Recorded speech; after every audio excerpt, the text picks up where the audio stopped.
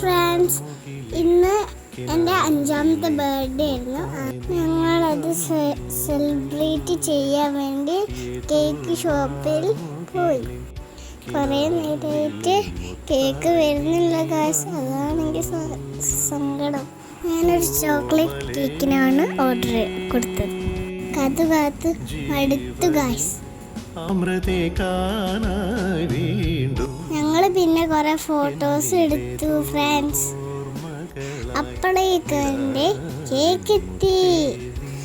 ഞാനും അമ്മ ചേച്ചി അച്ഛനും കേക്ക് മുറിച്ച് കഴിച്ചു ഗായ്സ്.